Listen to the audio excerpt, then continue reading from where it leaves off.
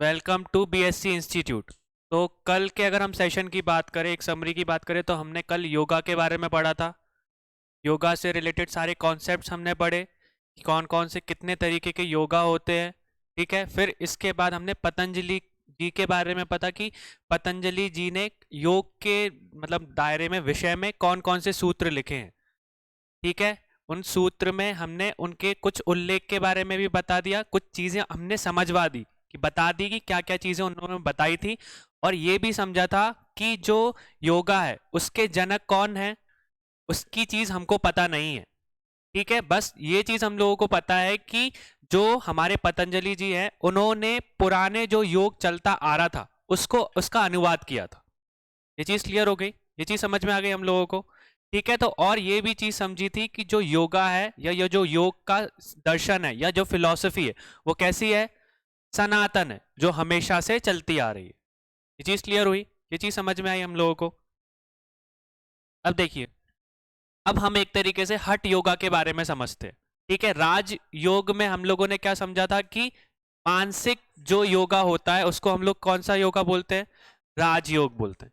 और अगर हम यहाँ पे बात करें तो अभी हम लोग क्या पढ़ने जा रहे हैं इस सेशन में, हठ योग के बारे में पढ़ने जा रहे हैं। हठ योग मतलब कि जो योगा किससे रिलेटेड होगा, शारीरिक रूप से, जो फिजिकल योगा हम लोग यूज करते हैं उसकी बात कर रहे हैं हम लोग। ठीक है, अब देखिए क्या बोल रहे हैं वो लोग, हठ yoga is a yoga of establishing balance between opposite pairs. ये क्या करता है, ये हठ योग विपरीत जोड़ियों के बीच संतुलन स्थापित करने का योग है। संतुलन मतलब, अब देखो यहाँ पे मेन चीज समझो कि सबसे पहले कि हम लोगों को अगर हठ योगा के बारे में समझना है तो नाड़ियों के बारे में समझना पड़ेगा, हमको प्राण के बारे में समझना पड़ेगा, हमको कुंडलिनी के बारे में आपने सुना है। कुंडलिनी एक तरीके की हमारे अंदर एक बोल सकते हैं कि एक ऐसी एनर्जी है जो कि सोई हुई है। ठीक है, और वो जब भी जागती है जब हम एक तरीके से इस पूरे के पूरे जो योग सूत्र में ये जो प्रोसेस है, जो भी सीक्वेंस है उसको फॉलो करते हैं, तब वो हमारी कुंडलिनी क्या होती है, एक्टिवेट होती है, वो जागती है। और जब वो कुंडलिनी एक तरीके से जागती है तो बाकी के जो ऊपर की तरफ हमारे चक्रास हैं उनको एनर्जीज प्रोवाइड करती है, उनको ऊर्जा प्रोवाइड करती है। और ये चीज भी हमको पता है कि जब मतलब किसी इंसान के वो चक्रास खुल जाते हैं तो वो इंसान क्या हो जाता है, उसको एक तरीके से समाधि का एहसास हो जाता है। मतलब कि वो मतलब कि बोल सकते हो प्रकृति से ऊपर उठ जाता है। ये चीज समझ में आ गई। अब हम लोगों को इस चीज के बारे में समझना है कि उन्होंने क्या बोला, हठ योगा में किस चीज का संतुलन बनाया जाता है, विपरीत जोड़ियों का। किस कैसी जोड़ियों का, विपरीत जोड़ियों का। अब वो विपरीत जोड़ियां क्या है, हमारा जो बोल सकते हो कि जो शरीर है वो 5 प्राणों से मिलकर बना है। ठीक है, 5 तरीके के अलग अलग प्राण होते हैं हमारे अंदर। प्राण मतलब कि बोल सकते हो कि जो ऊर्जा हमारे अंदर हमारे बहती है। ठीक है, वो गति जो है, जो ऊर्जा है, उसको हम प्राण की फॉर्म में समझते हैं। ठीक है, अलग अलग तरीके के प्राण हमारा जो शरीर है अलग अलग प्राणों से मिलकर बना है। एक को हम लोग बोलते हैं, जो ऊपर का पोर्शन है उसको बोलते हैं हम लोग प्राण बोल सकते हो, और नीचे का बोल सकते हैं अपान। जो ऊपरी हिस्सा है ना उसको हम लोग क्या बोलते हैं, प्राण बोलते हैं, और नीचे का जो हिस्सा है वो किसको क्या बोलते हैं, अपान बोलते हैं। ठीक है, और ये दोनों के दोनों हिस्सों में जो भी एनर्जीज फ्लो करती है वो हमेशा अपोजिट डायरेक्शन में फ्लो करती है। अपोजिट डायरेक्शन में मतलब विपरीत डायरेक्शन में हमेशा जो भी उसके अंदर हमारे इसके अंदर जो पावर्स है या जो एनर्जीज है वो कैसी फॉर्म में रहती है, अपोजिट डायरेक्शन में रहती है। और जब वो कुंडलिनी हमारी अंदर एक्टिवेट हो जाती है, जो सोई हुई होती है उसको हम लोग एक्टिवेट कर लेते हैं या उसको हम जगा लेते हैं, तो वही कुंडलिनी जब ऊपर की तरफ सारी की सारी एनर्जीज को फ्लो करना स्टार्ट कर देती है, तब हमारी जो भी बोल सकते हो कि जो गति है या जो हमारी जो ऊर्जा है वो एक ही तरफ पे जाती है, जो कि है नीचे से ऊपर की तरफ। ये चीज क्लियर हो गई। तो हठ योगा में बेसिकली अगर नॉर्मल इंसान की बात करोगे, नॉर्मल मनुष्य की बात करोगे, तो जो हठ योग अगर कोई इंसान करेगा तो उसमें जो भी उसकी गति है, प्राण और अपान में जो उसकी ऊर्जा है वो हमेशा किस डायरेक्शन में अभी हमको देखने को मिलती है, अपोजिट डायरेक्शन में। ये बोल सकते हो कि किस डायरेक्शन में मिलने को, विपरीत डायरेक्शन में देखने को मिलते हैं। मतलब एक दूसरे से कैसे होते हैं, विपरीत डायरेक्शन में देखने को मिलता है। एक जो प्राण की तरफ ऊपर, अगर प्राण की बात करोगे तो ऊर्जा ऊपर की तरफ जाएगी, और अपान की बात करोगे तो ऊर्जा नीचे की तरफ जाएगी। तो विपरीत ही हुआ, अपोजिट डायरेक्शन में हुआ एक दूसरे से। ये चीज समझ में आ गई हम लोगों को। अब देखो, the word hearth is a combination of हा एंड था। मतलब कि अगर बात करोगे हट शब्द किससे बना है, हा से और ठा से। हा का मतलब क्या होता है, और वो हट का मतलब क्या होता है, ये चीज समझ में आई। जो हमारे शरीर में मौजूद इडा, जिसको हम लोग बोल सकते इडा और पीगल, ये क्या है, हमारी नाड़ियों का नाम है। क्या है, हमारी नाड़ियां जो हमने अभी समझी। नाड़ी बोल सकते हो कि जो हमारे ऊर्जा का केंद्र है। पिंगल और ईणा। अगर ईणा की बात करोगे तो ये किस तरह, कहाँ ये नाड़ी हमको कहाँ देखने को मिलती है, बाएं तरफ देखने को मिलती है।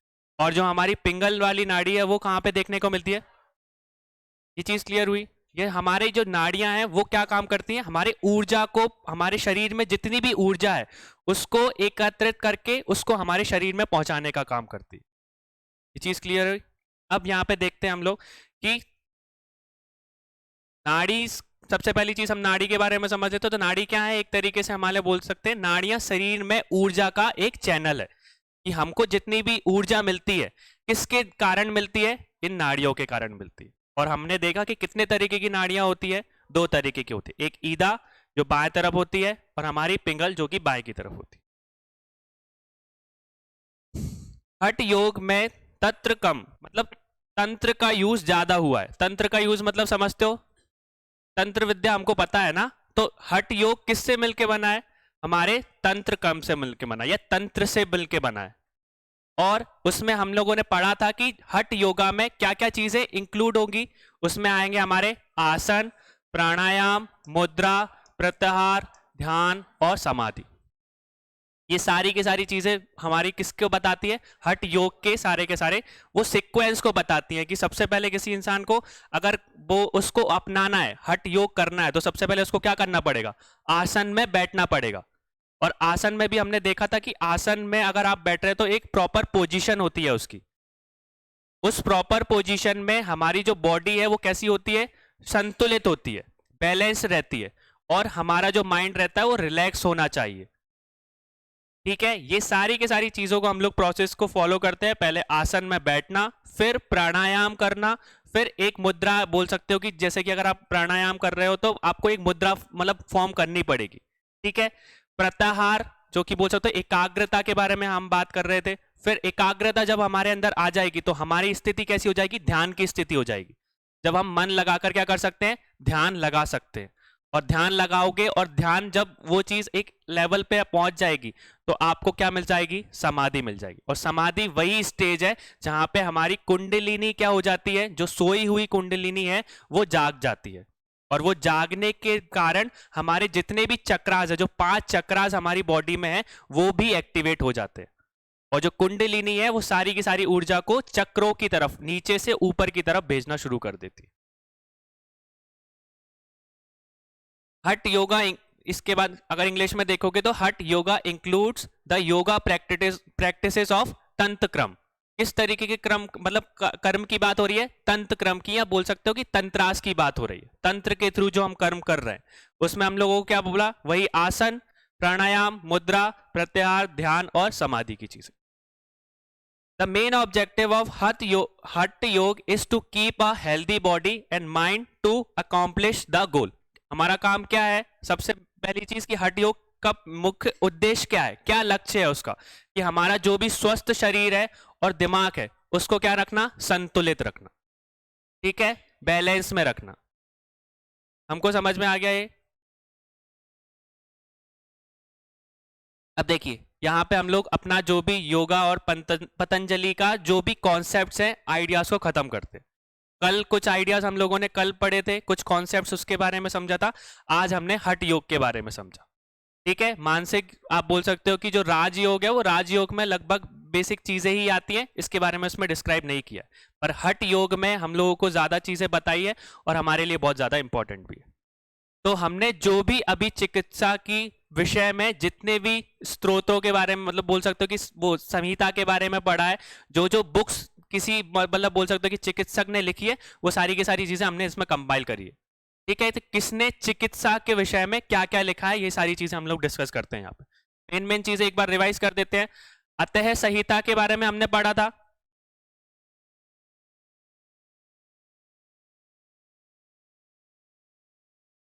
अतः संहिता के बारे में पढ़ा था। तो अतः संहिता किसने लिखी थी, अतः ने लिखी थी। अगर उसमें श्लोक्स की बात करें तो कितने श्लोक है?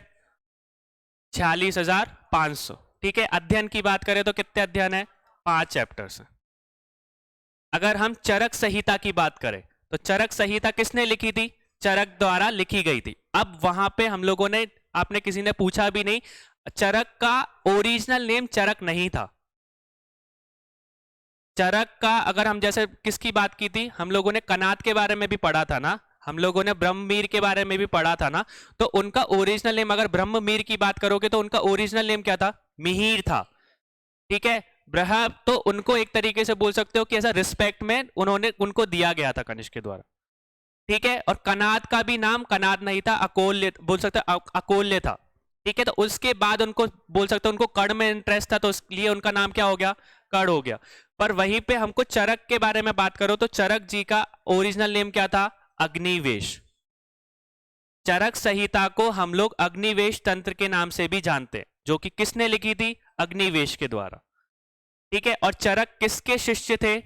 अतः के। समझ में आया हम लोगों को? इसमें उन्होंने, हमने पढ़ा था कि किसके बारे में बताया उन्होंने? अंतरिक्ष आपकी चिकित्सा के बारे में बताया। ठीक है। इंटरनल जो मेडिसिन रहती है उनके बारे में उन्होंने ये चीज बताई थी। और हमने पढ़ा था कि इसको अलग अलग लैंग्वेजेस में भी ट्रांसलेट करके रखा था। तो उनमें से कौन कौन सी है? फारसी, चीनी, मंगलोई, ये सारी की सारी लैंग्वेज है। ये चीज हम लोग पढ़ लेंगे। इसके बाद हमने, इसके बाद सुश्रुत संहिता के बारे में पढ़ा था। तो सुश्रुत संहिता को किसने लिखा था? ठीक है। इसमें हम लोगों ने किसके बारे में पढ़ा? सर्जरी के बारे में, क्योंकि उनको क्या बोला जाता है? फादर ऑफ सर्जरी भी बोला जाता है, सर्जरी का जनक भी बोला जाता है। इसके बाद शरीर की रचना का विज्ञान बताया था, एनाटॉमी के बारे में भी बताया था उन्होंने कि शरीर की किस तरीके से रचना की गई है। ठीक है। क्योंकि उन्होंने क्या करा था, जो भी शव रहते थे उन पे क्या करी थी? रिसर्च की थी। क्योंकि वो शव से ही पता करते थे कि हमारा जो शरीर है वो किस तरीके से बना है। फिर इसके बाद मोतियाबिंद के बारे में उन्होंने बताया, कैटरेक्ट्स के बारे में हम लोगों ने देखा था कि कैटरेक्ट रिमूव कैसे किया जा सकता है। ये सारी चीजें हमको बोल सकते हैं सुश्रुत संहिता में देखने को मिली थी। अगले हमारा क्या है? भेल संहिता, जो कि किसके द्वारा लिखी गई थी? भेल। और भेल किसके शिष्य थे? अतः के। और उन्होंने किसके बारे में बताया? मस्तिष्क और मन की व्याख्या के बारे में, कि हमारा जो माइंड है, जो हमारा बोल सकते हो कि मन किस तरीके से, उसकी व्याख्या क्या है, ये सारी चीजें उन्होंने बताई थी। ठीक है। इसके बाद बोल सकते हो कि कश्यप द्वारा कश्यप संहिता लिखी गई थी। ठीक है। तो कश्यप संहिता में हमको किसके बारे में देखने को मिलता है?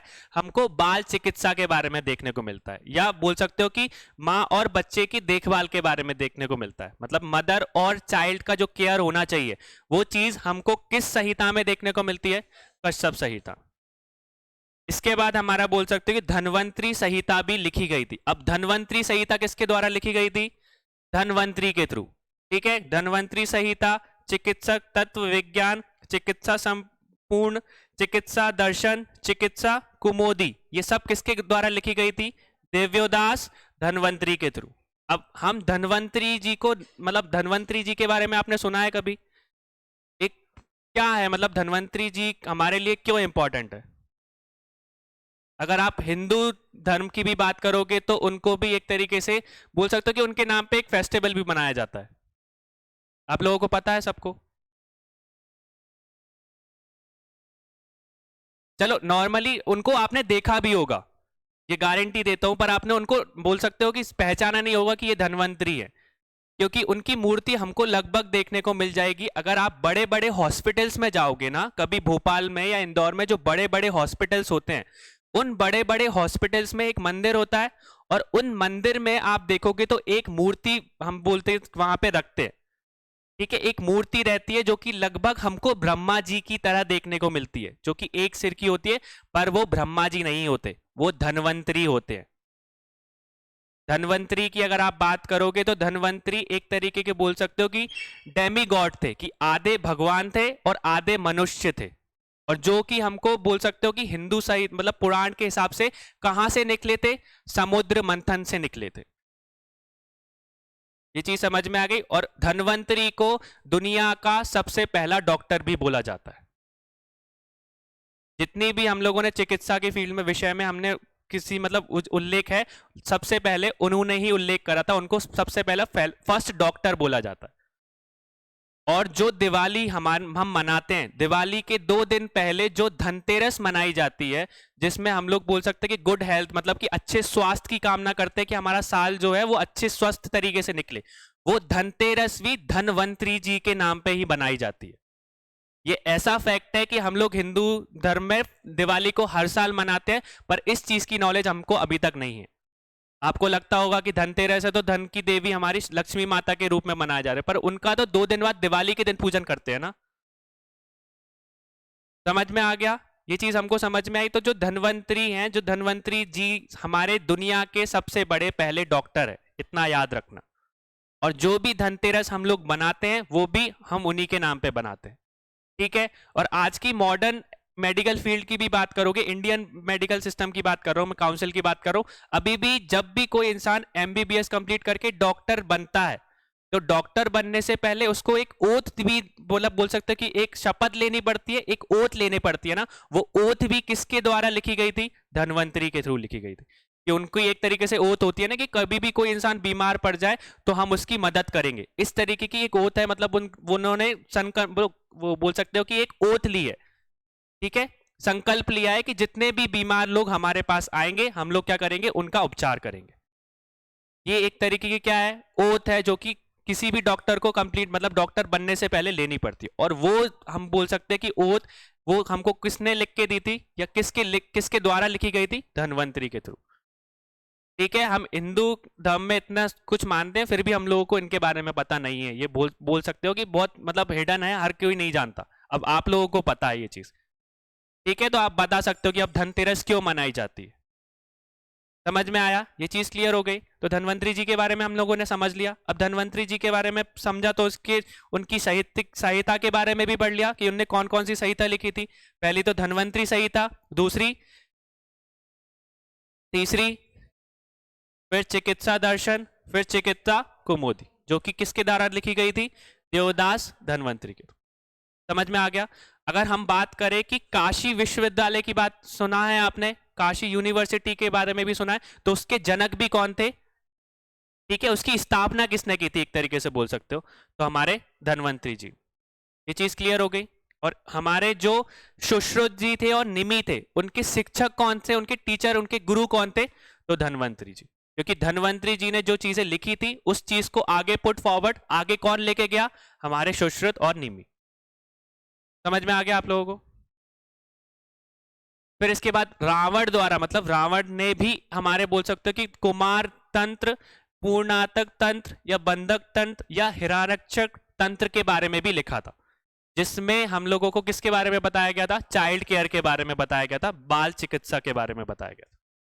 ये सारे के सारे जो हमने पढ़े हैं वो सारे के सारे कौन से एरा के हैं? रिटर्न इन बीसी। किस टाइम पे लिखे गए थे? ईशा पूर्व में लिखे गए थे। और जो हम आगे के हम लोग पढ़ने वाले हैं वो किस एरा में लिखे गए थे? कॉमन एरा में लिखे गए थे। ठीक है, कॉमन एरा की बात करो तो किसने लिखा है? सबसे पहली चीज वाग्भट द्वारा अष्टांग संग्रह, ठीक है, और अष्टांग हृदय, जिसमें हमको क्या देखने को मिलता है? आयुर्वेद के ज्ञान के बारे में देखने को मिलता है कि कौन कौन से जड़ी बूटियां हैं, कौन कौन सी औषधियां हैं जिनसे हम लोग बीमारियों को दूर कर सकते हैं। इसके बाद हम लोगों ने पढ़ा शरंग धारा चर द्वारा, बोल सकते हो कि चारंगधर संहिता। ठीक है, चारंगधर संहिता में हम लोगों को किसके बारे में पता चलता है? नाड़ियों के बारे में पता चलता है कि हमारे अंदर जो भी नाड़ियां हैं वो किस तरीके से काम करती हैं, ये सारी चीजें उसमें एक्सप्लेन करके रखी।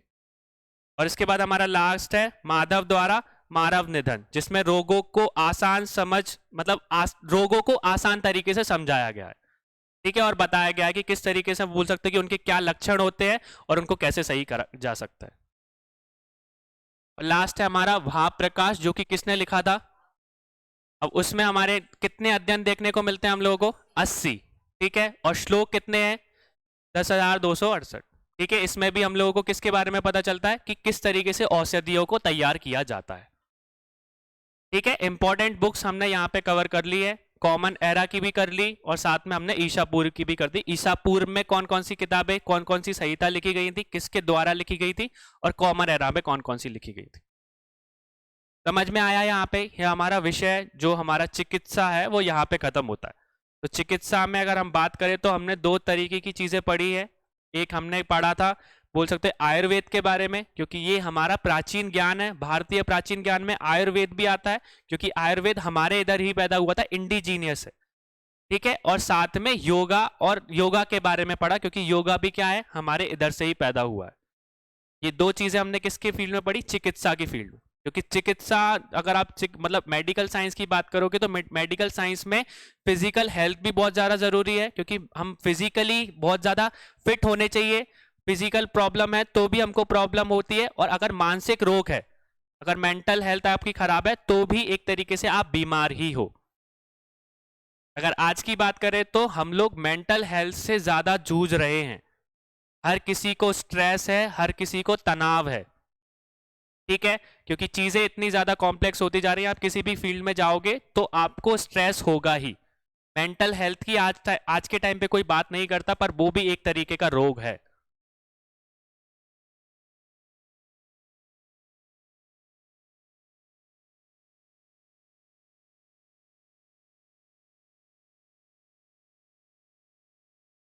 वो पहले की बात ईसा पूर्व में बता दिया उन लोगों ने। धनवंतरी तो बोल सकते हो कि बहुत पहले की, जब बोल सकते मतलब समुद्र मंथन कब हुआ था, उस टाइम की है। समुद्र मंथन याद रखो कि कितना पुराना होगा, वो कौन से काल में हुआ था। तो उनकी बोल सकते कि वाणियां हैं, जो कि बाद में सुश्रुत जी ने और निमि जी ने उनको ट्रांसलेट करके अपनी किताबों में लिखा था। वो अलग है। ये धन्वंतरी वो धन्वंतरी हैं जो कि नॉर्मली बोल सकते हैं कि जिनके नाम पे हम लोग जो बोल सकते हैं भगवान है, एक तरीके की डेमी गॉड बोला ना, देवता बताया मैंने। ये चीज क्लियर हो गई। अब देखो इन एंशियंट, अब हम क्या, हमारा नया विषय क्या है, भारत में रसायन विज्ञान और धातु कर्म। अब हमको किस विषय के बारे में पढ़ना है, केमिस्ट्री के बारे में पढ़ना है। ठीक है, जो हमने केमिस्ट्री पढ़ी है, हमारे विषय जो अभी भी हमको यूज करता है उसके बारे में पढ़ेंगे, और साथ में धातु कर्म के बारे में पढ़ेंगे। ठीक है, तो धातु कर्म में हम लोगों ने बोल सकते कि in ancient India the chemistry had a various names as rasayan shastra. हम तो अगर बोल सकते हैं रसायन विज्ञान को किस किस नाम से जानते हैं, रसायन शास्त्र से, रस तंत्र से, रस क्रिया से, और रस विद्या से। ये अलग अलग नाम है, क्योंकि विज्ञान में इसको अलग अलग तरीके से बोला गया है। ठीक है, आज के टाइम पे हम लोग क्या यूज करते हैं, रसायन विज्ञान यूज करते हैं, केमिस्ट्री यूज करते हैं। इसके बाद this include metallurgy, medicine, manufacturing of cosmetics, glass, colours, inks, etc. रसायन विज्ञान का इस्तेमाल किन किन चीजों को बनाने में होता है, तो किन किन चीजों से क्या क्या बनाया जाता है। सबसे पहली चीज कि सौंदर्य की चीज, हम लोग बोल सकते हैं कि धातु विज्ञान में यूज होता है। ठीक है, किसी चीज को अगर आपको सोना बनाना है तो सोना भी बनाना पड़ेगा ना। सबसे पहले तो उसको जो भी है वो वेदरिंग होगी, वेदरिंग के बाद उसका क्लियरिफिकेशन होगी, इसके बाद हमको सोना मिलेगा। ठीक है, ये सारी चीजें इसमें आएंगी। फिर चिकित्सा की फील्ड में हम लोग बहुत सारी मतलब केमिस्ट्री का यूज करते हैं। जो आपकी मेडिसिन बनाई जाती है वो भी रसायन विज्ञान के थ्रू ही बनाई जाती है ना। इसके बाद फिर सौंदर्य बोल सकते हैं कि जो आप बोल सकते हैं कि जो कॉस्मेटिक्स आते हैं उनमें भी हम लोग किसका यूज करते हैं। फिर इसके बाद बोल सकते हो कि जो कांच बनाया जाता है, कांच में भी इसका इस्तेमाल होता है, रंग बनाने में भी होता है, और स्याही बनाने में भी होता है। तो हमने क्या समझा कि जो हमारे बोल सकते हैं कि ये सारी की सारी जो केमिस्ट्री है, जो रसायन विज्ञान है, वो क्या क्या चीजों में काम आती है। सबसे पहली चीज क्या है, धातु विज्ञान, चिकित्सा, सौंदर्य प्रसादों का निर्माण, कांच बनाने में, रंग बनाने में, और स्याही बनाने में। प्राचीन भारतीयों ने रसायन विज्ञान से उस ज्ञान को जीवन के भिन्न क्षेत्रों में लागू किया। Ancient Indian applied the knowledge of chemistry to the various areas of life. मतलब कि केमिस्ट्री का जो ज्ञान था उसको अलग अलग फील्ड में लेके गए थे। हमने देखा ना, अभी कांच भी बनाया जाता था, कॉस्मेटिक की चीजें भी बनाई जाती थी, पेंट भी बनाया जाता था, रंग भी बनाए जाते थे, और स्याही भी बनाई जाती थी। ठीक है, तो प्राचीन भारत में भी हमारे पास केमिस्ट्री, रसायन विज्ञान का क्या था, ज्ञान था। अब हम सुश्रुत संहिता को अगर लेके चले तो सुश्रुत संहिता में भी हमको किसका देखने को मिलता है, रसायन विज्ञान के कुछ तत्व के बारे में जानने को मिलता है। तो सुश्रुत संहिता की बात करो तो सुश्रुत संहिता में हमको किस चीज के बारे में पता चलता है, क्या चीज का उल्लेख है। उन्होंने बताया है कि उसमें ग्लास क्रिस्टल और क्वार्ट्ज से बने विभिन्न उपकरणों का उल्लेख है जिसका उपयोग अन्य उपकरणों की अनुपस्थिति में किया जाता है। मतलब in mention various instruments made up of glass crystals. Sushruta Samhita में क्या चीज एक्सप्लेन है? ग्लास मतलब कांच के क्रिस्टल्स के बारे में भी एक्सप्लेन करके रखा है और क्वार्ट्ज के बारे में भी एक्सप्लेन करके रखा है, जो किस लिए यूज होते हैं। अगर कोई एलिमेंट्स नहीं है, कोई इंस्ट्रूमेंट्स नहीं है, तो उनकी एब्सेंस में हम लोग इसका यूज कर सके। सबसे पहली चीज तो आप इस चीज को समझो कि ग्लास क्रिस्टल्स क्या होते हैं। ग्लास के बारे में, कांच के बारे में तो हमको सबको पता है। अब ये क्वार्ट्ज क्या है?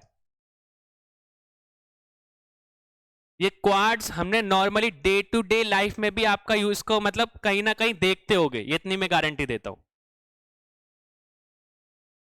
आप सब लोग घड़ी पहनते हो, ज्यादातर लोग घड़ी पहनते हैं। उस घड़ी में अगर आप बात करोगे तो जब भी आप अपनी घड़ी को देखोगे तो उस घड़ी के ऊपर क्वार्ट्ज लिखा रहता है।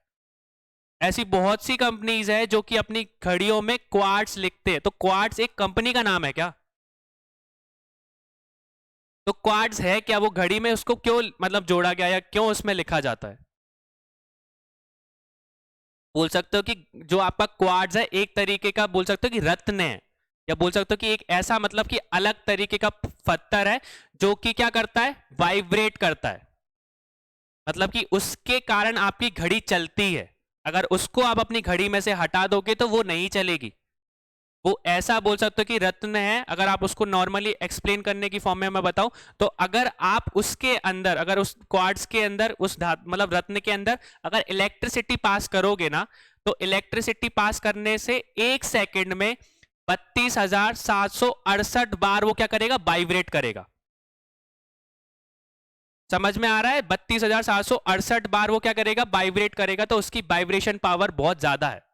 तो ऑसिलेशन में हमारी घड़ी को चलाने के लिए, क्योंकि ऑसिलेट करना बहुत ज्यादा जरूरी है हमारी घड़ी को, हमारी जो भी घड़ी हाथ में पहनने वाली हो, चाहे वॉल क्लॉक हो, चाहे जीपीएस सिस्टम हो। आज के टाइम पे हम लोग जीपीएस का यूज करते हैं ना, वो जीपीएस में भी क्वार्ट्ज की जरूरत पड़ती है। वो क्वार्ट्ज मतलब थोड़ा सा क्रिस्टल, इतना सा भले मामूली सा उसमें डालना रहता है। ऐसा नहीं कि इतना बड़ा डालना हो, इतना सा छोटा सा भी वो पूरा का पूरा आपकी बोल सकते घड़ी वो जीपीएस सिस्टम को चला सकता है। समझ में आ गया कि जो क्वार्ट्ज है वो हमारे लिए क्यों इंपॉर्टेंट है? क्योंकि एक तरीके का ऐसा रत्न है जिसके कारण हमारी सारी घड़ियां और सारे जो जीपीएस सिस्टम है वो चलता है। क्लियर हो गया हमको? ये चीज समझ में आ गई। तो उसका उल्लेख भी हमको किस में देखने को मिलता है? सुश्रुत संहिता में देखने को मिलता है, which was use in the absence of other instrument. कि अगर इंस्ट्रूमेंट्स नहीं है प्रेजेंट तो उसकी जगह हम उसका यूज कर सकते हैं। This also mention the beautiful glass utensils use for serving the food. मतलब कि उस टाइम पे अगर हम देखें तो भोजन को परोसने के लिए उपयोग किए जाने वाले सुंदर कांचों के बर्तन का भी उल्लेख मिलता है। कि उस टाइम पे सुश्रुत संहिता में बताया गया है कि अगर खाना परोसा जाता था तो किस धातु में दिया जाता था। तो कांच के बने हुए क्या थे? बर्तन हमको देखने को मिले हैं। तो उससे हमको क्या पता चलता है कि उस टाइम पे भी कांच से मतलब कांच का आविष्कार हो चुका था और लोग कांच से मतलब कांच बनाकर चीजें भी बनाने लगे थे। मतलब उसके यूटेंसिल्स भी हमको उस टाइम पे देखने को मिलते हैं। इसके बाद इसलिए इन निष्कर्ष निकाला जा सकता है कि ईसा पूर्व 6वीं शताब्दी तक घरेलू और अन्य उपयोगवादी उद्देश्यों के लिए कांच के बर्तनों का निर्माण किया जाता है। ठीक है, तो उस टाइम पे हमको पता चलता है कि ईसा पूर्व से पहले हमको क्या पता चला है कि कांच के बर्तनों का भी इस्तेमाल किया गया है। तो और लगभग अगर आप बात करोगे तो किस सेंचुरी की बात हो रही है? ये 6th सेंचुरी बीसी की। अब क्या बोल रहे हैं वो? अगली किताब कौन सी है जिसमें हमको उसका उल्लेख मिलता है? ठीक, कौटिल्य अर्थशास्त्र में। तो कौटिल्य के अर्थशास्त्र में क्या बताया गया था? इस पुस्तक के अनुसार कांच उपयोग शुरू करने के लिए उद्गम लाइसेंस शुल्क लगाया जाता था। कि अगर किसी इंसान को कांच बनाना है तो उसके लिए उसको क्या देना पड़ेगा? उद्गम लाइसेंस का एक शुल्क देना पड़ेगा। मतलब शुल्क वाला सिस्टम स्टार्ट हो गया। अब शुल्क स्टार्ट हो गया तो लगभग हम लोग किस काल में पहुंच गए हैं? लगभग हम बोल सकते हो कि मध्यकालीन में आप लोग पहुंचने, मतलब कि एंशियंट ही है, पर लगभग किसका स्टार्ट, मतलब किस चीज का इस्तेमाल होना शुरू हो गया है? हमारे पैसों का, मूल्य का स्टार्ट हो गया है। तो उस टाइम पे अगर हम इसकी बात करें तो ये जो आधुनिक जमानत राशि की तरह उद्गम रूप से दिया जाता था, मतलब एक तरीके से एडवांस में दिया जाता था। अगर इसको समझो तो क्या बोल रहा है, according to this book a advance licence fee was impose to start a glass industry. अगर किसी को ग्लास की इंडस्ट्री स्टार्ट करनी है तो उससे पहले एक लाइसेंस बनवाना पड़ेगा और उस लाइसेंस का एक क्या देना पड़ेगा, शुल्क देना पड़ेगा। जैसे अगर आप किसी भी अभी भी आप ग्रोसरी की शॉप खोलो या चाहे कुछ भी फैक्ट्री खोलो, आपको एक लाइसेंस बनवाना रहता है, उस लाइसेंस की एक आपको फीस सबमिट करनी रहती है। तो उस टाइम पे भी अगर कोई को ग्लास की इंडस्ट्री स्टार्ट करनी रहती थी तो एक एडवांस में पेमेंट देनी पड़ती थी। अपने लाइसेंस बनवाने के लिए एक एडवांस में क्या देनी पड़ती थी, पेमेंट देनी पड़ती थी। तो ये लगभग हम बोल सकते हैं कि ये किस पीरियड की बात हो रही है, मौर्यन पीरियड की बात हो रही है। क्योंकि मौर्यन पीरियड में हम लोगों ने देखा था कि शुल्क लेना की मतलब एक तरीके से टैक्स लगाना स्टार्ट हो गए थे। ठीक है, ये चीज समझ में आ गई। सुविधा शुल्क एक तरीके से जो यूज करते हैं ना, तो वो सुविधा शुल्क लगाना उस टाइम पे हम लोगों ने देखा, इसमें स्टार्ट हुआ ग्लास इंडस्ट्री में। तो हमको किसका पता चलता है कि जो ग्लास इंडस्ट्रीज हैं वो किस टाइम को बिलोंग करती है, मौर्यन एम्पायर को या मौर्यन पीरियड को। समझ में आ गया, तो मौर्यन काल की बात हो रही है यहाँ पे। This also mentioned the use of various types of metallic salts and oxides to coat the valuable कांच, मतलब valuable glass। तो कुछ मूल्यवान कांच पर परत चढ़ाने के लिए विभिन्न प्रकार के तत्व लावड़ों और ऑक्सीडाइड्स का उपयोग किया जाता है। मतलब कि हम लोग क्या करते हैं, जो कांच का ग्लास होता है उस कांच के ग्लास के ऊपर एक लेयरिंग भी करते हैं। अगर आज की बात भी करोगे तो लेयरिंग की जाती है, कुछ मेटल ऑक्साइड्स की जाती है, कुछ ऑक्सीडाइज की जाती है। किसके लिए, कि जो कांच की बोल सकते हो कि मजबूती है वो और बढ़ सके। समझ में आ गया। तो नॉर्मल कांच के ऊपर भी आज के टाइम पे हम लोग परत चढ़ाते हैं। उस परत का यूज क्या रहता है कि उसकी जो बोल सकते हो कि वो लाइफ साइकिल है, ड्यूरेशन बढ़ जाए, कि वो ज्यादा समय तक चले और आसानी से टूटे ना। ये चीज समझ में आ गई हम लोगों को। तो मेटल्स की एक बोल सकते हो कि परत चढ़ाई जाती है। और इसका उल्लेख भी हमको किस टाइम पे, उस टाइम पे देखने को मिलता है कि जो कांच के बर्तन थे उनके ऊपर भी हमको कोटिंग देखने को मिली थी। ठीक है, अब देखो, आप बोल सकते हो कि एक अलग विषय है जिसमें हम लोगों को किसके बारे में पढ़ना है, इत्र और सौंदर्य के, बोल सकते हो कि प्रसाधन के बारे में, कि किस तरीके से उस टाइम पे इत्र भी हुआ करते थे और सौंदर्य की चीजें भी हुआ करती थी। ठीक है, उसमें रसायन विज्ञान का इस्तेमाल हुआ करता था। तो हम लोग पढ़ते हैं पहली चीज, बृहमहीर की बृहत संहिता में इत्र और सौंदर्य प्रसाधनों का उल्लेख मिलता है। किस किस चीज का उल्लेख मिलता है हमको, इत्र का और सौंदर्य किस में मिलता है हमको, बृहत संहिता में। किसके द्वारा लिखी गई थी, समझ में आया हम लोगों को। बालों को रंगने के लिए तो मतलब बोल सकते हो कि वो नील का यूज करते हैं हम लोग, जो आज के टाइम पे हम लोग इंडिगो देखते हैं, नील देखते हैं, उसका इस्तेमाल हमको वहां पे देखने को मिला।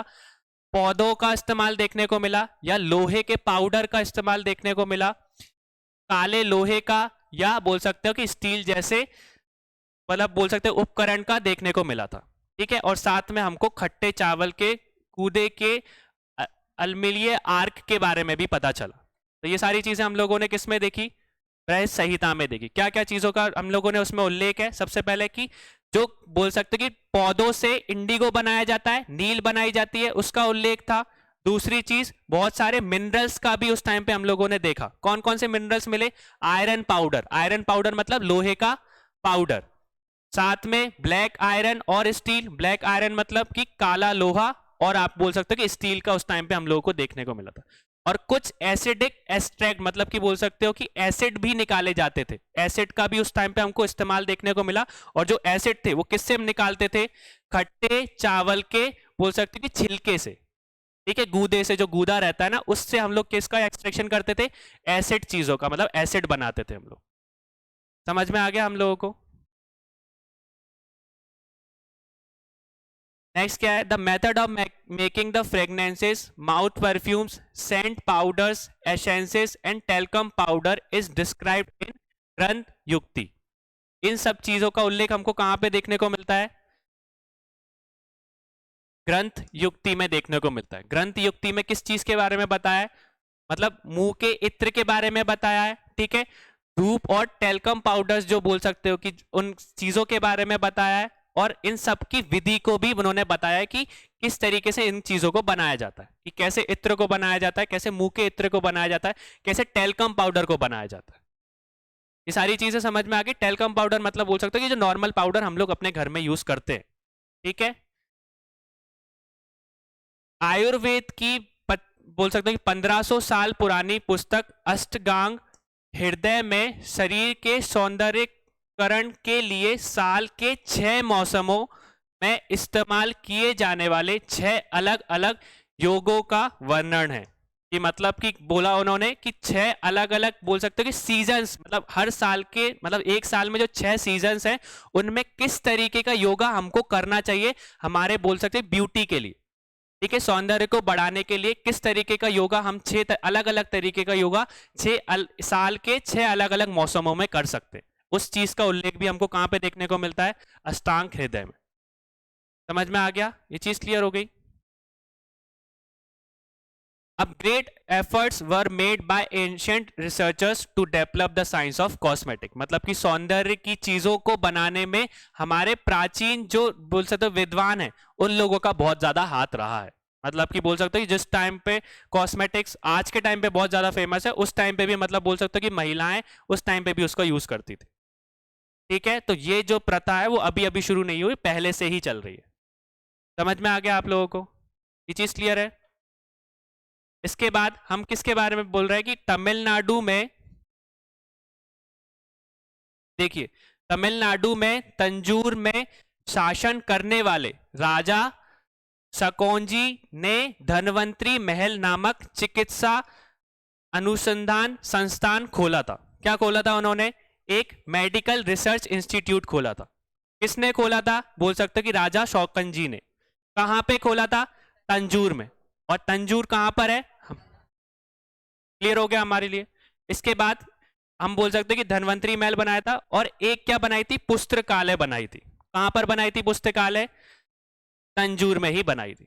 इस चीज से हमको समझ में आ रहा है कि उस टाइम पे भी ये सारी की सारी चीजें बोल सकते हो कि एक राजा ने इन सब चीजों का उल्लेख, मतलब मेडिकल रिसर्च इंस्टीट्यूट भी उस टाइम पे खोल दिया था। कि इस मेडिकल रिसर्च इंस्टीट्यूट का मतलब क्या होता है, या बोल सकते हो कि आपको चिकित्सक अनुसंधान संस्थान क्यों बनाए जाते हैं?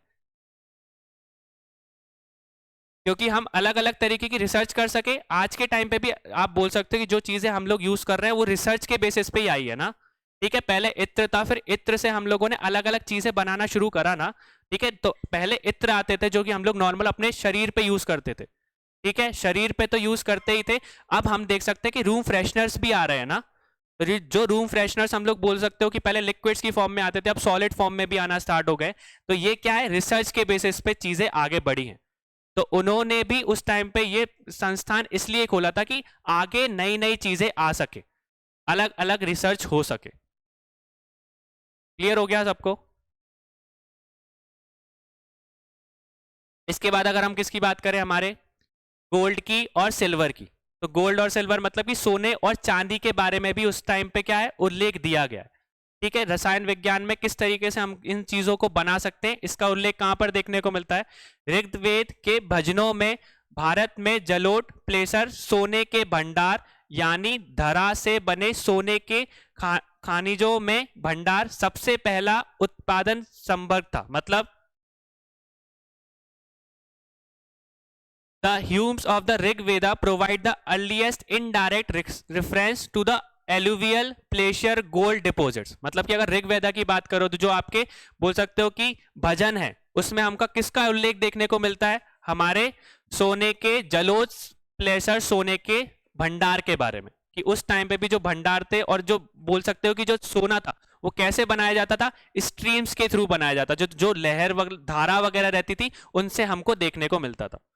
क्योंकि जो आपका बोल सकते हो कि जो एलुवियल मतलब कि जो धारा के थ्रू कुछ कुछ आपके मेटल्स, या बोल सकते हो कि जो समुद्र में हमको कंकड़ मिलते हैं उनसे हमको किसके बारे में, मतलब अगर आप उसको निकालोगे उनको साफ करोगे तो कुछ सोने के तत्व हमको मिलते थे। मतलब सोने का बोल सकते हो कि रेत में मिले सोने मिलते थे हमको, छोटे छोटे टुकड़े। तो इसका उल्लेख हमको कहां पे देखने को मिला? ऋग्वेद में देखने को मिला। कुछ और ऋग्वेद के किस में? भजनों में देखने को मिला, कि भजन में बताया गया है कि जब आपकी धारा आती है तो धारा के साथ में कुछ सोने के बोल सकते हैं कि टुकड़े भी साथ में हमको देखने को मिलते हैं, जिनको हम साफ करते हैं। आज के टाइम पे भी यही चीज होती है, क्योंकि अगर कोई नदी बह रही है, अगर मान के चलो कोई खदान है और खदान में अगर सोना है और अगर उसके जब लहर आएगी पानी की तो साथ में अपने साथ में चीजें भी तो लेके जाएगी ना। वो सारी की सारी चीजें जब छोटी छोटी, अगर बोल सकते हो बड़ा सोना तो नहीं जा सकता पर छोटे छोटे टुकड़े तो जा सकते हैं। और आज के टाइम पे भी अगर उनको साफ करोगे, पानी में से निकालोगे, तो कुछ ना कुछ इंपॉर्टेंट जेम्स, रत्न तो अभी भी देखने को मिल जाएंगे, क्योंकि समुद्र के नीचे ही हमको बहुत बड़े मतलब बहुत सारे रत्न देखने को मिलते हैं ना। ठीक है, मोती जो है वो समुद्र के नीचे ही देखने को मिलता है ना, तो वही चीजें थी। बहुत सारी चीजें हमको धारा से देखने को मिली। ठीक है, इसका उल्लेख हमको दिया गया है। ठीक है, फिर इसके बाद the ancient river was important source of gold in the ancient times. कि अगर गोल्ड की बात करें, गोल्ड के इंपॉर्टेंट सोर्सेस हमको नदी से ही मिले, मैंने अभी बताया धारा से ही मिले। किसकी धारा से मिले? इंडस रिवर से मिले, सिंधु रिवर से मिले। समझ में आ गया? धारा का मतलब समझ में आया कि इस जो भजनों में जिसका उल्लेख है उसका मतलब है कि जो नदी की धारा आ रही है उसके साथ में हमको सोने के कुछ छोटे छोटे क्या मिल रहे हैं? कंकड़ भी देखने को मिल रहे हैं। और किस नदी का ज्यादा उल्लेख दिया गया है एंशियंट इंडिया में, प्राचीन भारत में? इंडस रिवर का। समझ में आ गया? द पाली टेक्स्ट अंगुट describe the process of recovering gold dust or particle from alluvial gold deposit। alluvial gold deposit मतलब अभी बताया, जो alluvial soil के साथ में बोल सकते हैं कि जो मिट्टी के साथ में कुछ तत्व आ रहे हैं आपके सोने के, उनको कैसे अलग किया जा सकता है। इसकी भी एक प्रोसेस है। सबसे पहले आप अगर मिट्टी को लोगे, मिट्टी के अंदर अगर सोना है तो उसको, मिट्टी को पहले साफ करना पड़ेगा, पहले धोना पड़ेगा। धोगे तो मिट्टी का कुछ कण निकल जाएगा, मिट्टी अलग हो जाएगी, पत्थर रह जाएंगे। और उन पत्थरों से हम लोग सोने को कैसे फाइंड आउट कर सकते हैं? इन सब का जो प्रोसेस है वो हमको कहां पे देखने को मिलता है? अंगुट निकास में, निकाय में। ये चीज क्लियर हो गई? कौटिल्य ने अर्थशास्त्र में रस विद्या नामक सोने की एक किस्म का वर्णन किया है। ठीक है, किस चीज का वर्णन किया उन्होंने? एक सोने की एक किस्म का वर्णन किया, जो कि कैसा है? जो प्राकृतिक रूप से पाया जाने वाले सोने का घोल है। सोने का घोल मतलब कि लिक्विड फॉर्म में सोना मिला है। एक उन्होंने एक चीज का किस्म का वर्णन किया है। किसने किया है? हमारे कौटिल्य ने अपने अर्थशास्त्र में किया है। तो ये सारी चीजें तो हमने देखा कि वो डिपॉजिट्स की फॉर्म में मिल रही, कणों की फॉर्म में मिल रही है। पर एक ऐसी तत्व के बारे में भी उन्होंने बताया, किस्म का वर्णन भी किया अपने अर्थशास्त्र में, जो कि सोना किस फॉर्म में मिलता था? घोल की फॉर्म में मिलता था। ठीक है, सॉल्यूशन की फॉर्म में मिलता था, जो कि कैसा रहता था? नेचुरली होता था। समझ में आ गया? तो उस टाइम पे भी उन लोगों को उस चीज की नॉलेज थी, अर्थशास्त्र में हम लोगों को देखने को मिला। अब अगर किसकी बात करें, आचार्य नागार्जुन ने रसायन विज्ञान में गहन गहन जाने ज्ञान के साथ नालंदा विश्वविद्यालय में एक विद्वान बोध थे। ठीक है, अगर नालंदा विश्वविद्यालय की बात करें तो उसमें रसायन विज्ञान के विषय में कौन थे? आचार्य नागार्जुन थे। ठीक है, जिन्होंने किसके बारे में बताया? रसायन शास्त्र और चिकित्सा शास्त्र पर रस रत्नाकर और आरोग्य मंजुली जैसी किताबें लिखी। किसने लिखी? हमारे बोल सकते हैं आचार्य नागार्जुन ने, जो कहां पे पढ़े थे, जो कहां के विद्वान थे? नालंदा विश्वविद्यालय के। और उन्होंने कौन कौन सी शास्त्र के बारे में लिखा था? रसायन शास्त्र और चिकित्सक शास्त्र। ठीक है, ये चीज क्लियर हो गई। किस किताबों में लिखा था अपनी? और आरोग्य मंजूरी। समझ में आ गया? ये चीज क्लियर हुई। इसके बाद उन्होंने क्या बताया कि ऐसा माना जाता है कि परे की राख का औषधि के रूप में प्रयोग होना उन्होंने ही शुरू किया था। मतलब किसका स्टार्ट करा था? मरकुरी के बारे में याद पता सुना है आप लोगों ने? तो मरकरी का यूज करना भी किसने स्टार्ट किया था? आचार्य नागार्जुन ने भी किया था। जिसको हम मरकरी में आप देखोगे तो मरकरी का इस्तेमाल करने के साथ साथ उन्होंने किसका यूज बता दिया था? एलोपैथी का भी यूज करना बता दिया था। ठीक है, कि एलोपैथी का जो बोल सकते हो कि किस तरीके से हम लोग एलोपैथी को यूज कर सकते हैं, और आयुर्वेद को अलग अलग तरीके से, मतलब दोनों चीजों को अलग बांट दिया था कि आयुर्वेद की औषधियां अलग है और एलोपैथी में जो दवाइयां हैं वो चीज अलग है। ठीक है, तो एलोपैथी जो हम आज के टाइम पे जो दवाइयां खाते हैं उसका भी बोल सकते हो कि यूज करना किसने बता दिया था? आचार्य नागार्जुन। ठीक है, अपनी किन किताबों में बता दिया था? ये आप बोल सकते हो, रस रत्नाकर और आरोग्य मंजली। ये बहुत ज़्यादा इंपॉर्टेंट हो जाता है क्योंकि एलोपैथी आज के टाइम पे भी बहुत ज़्यादा हम लोग यूज़ करते हैं। ज़्यादातर जो भी हमारी पॉपुलेशन है वो एलोपैथी को यूज़ करती है पूरे वर्ल्ड में। ठीक है, आयुर्वेद और होम्योपैथी जो दो अलग सेक्टर्स है जिनको बहुत कम पब्लिक यूज़ करती है। मैंने पहले भी बताया था एलोपैथी का जो भी इलाज है उसके रिजल्ट हमको बहुत आसानी से जल्दी दिख जाएंगे। ठीक है, पर अगर हम उसकी आयुर्वेद की बात करोगे या होम्योपैथी की बात करोगे तो उनके रिजल्ट मतलब कि उसका जो पूरा का पूरा बीमारी को जड़ से खत्म करने में वो समय लेते हैं, पर साथ में वो जो आपकी बीमारी है उसको जड़ से भी खत्म कर देते हैं। समझ में आ गया आप लोगों को? तो एलोपैथी का जो भी इस्तेमाल है हमको किसको कहाँ देखने को मिला था? उनकी किताबों में देखने को मिला था। और किसने किया था? वो जनक का नाम याद रखना, आचार्य नागार्जुन। ठीक है, ये कुछ हमारी डिक्शनरीज हैं जो कि बोल सकते हो कि एक तरीके से शब्दकोश है, जो कि अगर आपके एग्जाम में वर्ड आ जाते हैं कि ये चीज किससे रिलेटेड है तो आपको पता होना चाहिए। ठीक है, एल्केमी की बात करो तो एल्केमी किस विषय का आपका बोल सकते हो कि वर्ड है या किस विषय से रिलेटेड है, तो आपको पता होना चाहिए रसायन विज्ञान से। ये चीज क्लियर हुई? और इसमें ज्यादातर हमको किस चीजों में बताया कि धातुओं को सोनों में कैसे बदला जाता है, इसके बारे में ज्यादातर उल्लेख है। समझ में आया आप लोगों को कि अगर एल्केमी की बात करिए तो एल्केमी किस विषय से रिलेटेड है? ठीक है, रसायन विज्ञान से रिलेटेड है। और साथ में इसमें किसके बारे में बताया गया है? धातु के बारे, धातु को कैसे सोने में बदला जाता है इसके बारे में।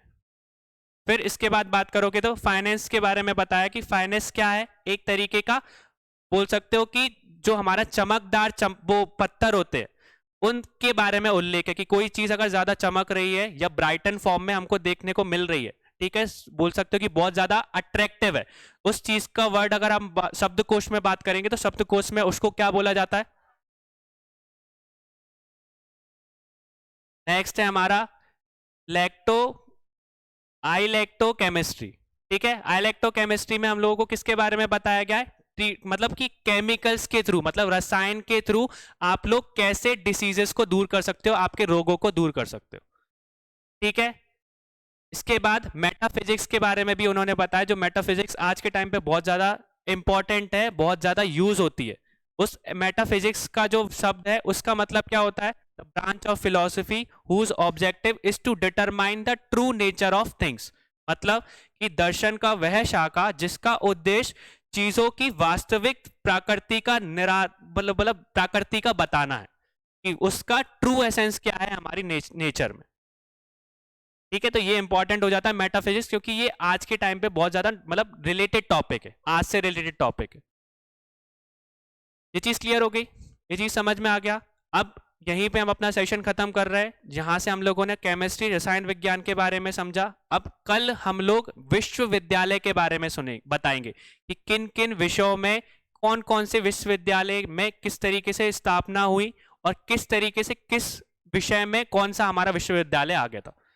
ठीक है, जैसे हमने नालंदा के बारे में पढ़ा था, तो नालंदा में जब आर्यभट्ट अपनी मतलब स्टडीज या विषय में पढ़ने गए थे तो उस पर क्या था? एस्ट्रोनॉमी या ज्योतिष विद्या उस टाइम पे बहुत ज्यादा फेमस थी, इसलिए वो पढ़ने के लिए वहां पर गए थे उसको। ये समझ में आ गई? तो कल हम इसको कंटिन्यू करेंगे। हम कल यूनिवर्सिटीज, जो भी एंशिएंट इंडियन यूनिवर्सिटीज है, विश्वविद्यालय प्राचीन भारत के, उनके बारे में पढ़ेंगे। Thank you.